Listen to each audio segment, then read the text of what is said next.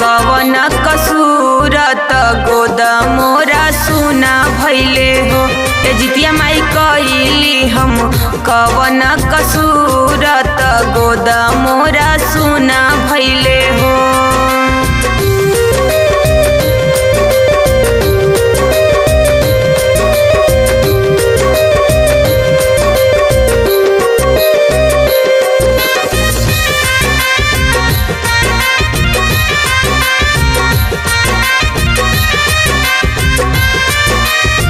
सासन ननद और गोतिनिया तनी त उठी तना मारे हो।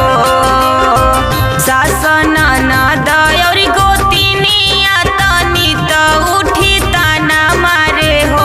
ए देवा बोलिया बोले ले बिरही बोलिया सुनी के छतिया फाटेला हो। ए देवा बोलिया बोले ले बिरही बोलिया सुनी के छतिया फाटेला हो।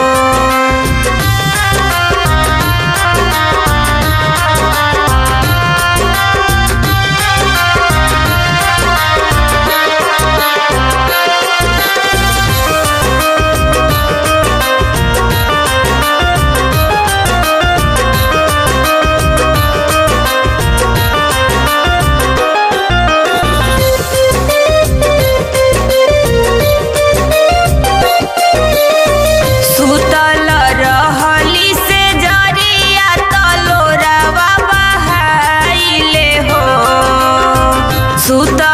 रहली से जरिया तलोरावा बहाइले हो। जितवान देव चारोरिया लौके अन्हार त कोई न अपन लागे हो।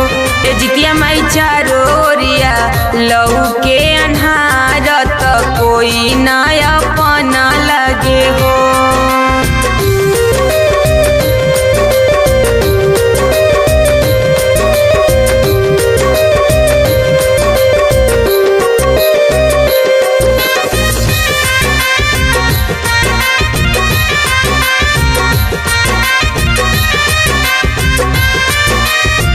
एक मन कर है जमुनवा डूबी दूसर में जहरवा खैती हो।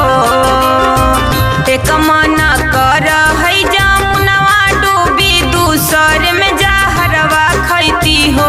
जितवान देव एक मनवा कर है नैहरवा जाई दोनों कुलवा बची जई है हो। जितिया माई एक मनवा कर है नैहरवा जाई दोनों कुलवा बची जई है हो।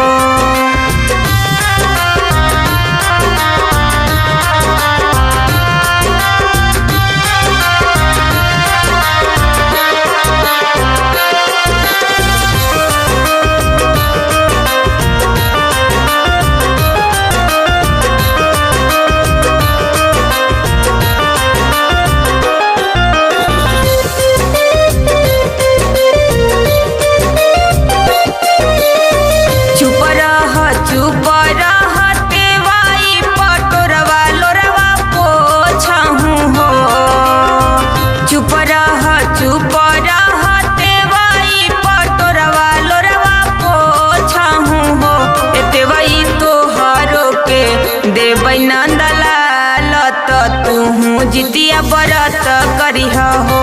देवै तोहरो के देवै नंदलाल हंसत घरवा चली जइह हो।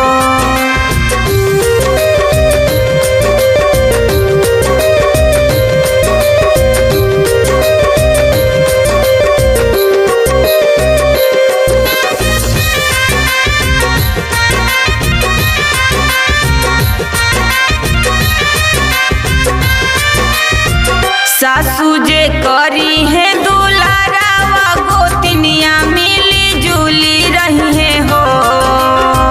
सासू जे करी है दुलारावा गोतिनिया मिली जुली रही है हो।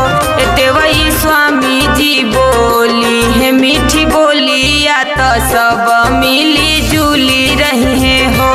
देवई स्वामी जी बोली है मीठी बोलिया तो सब मिली जुली रही है।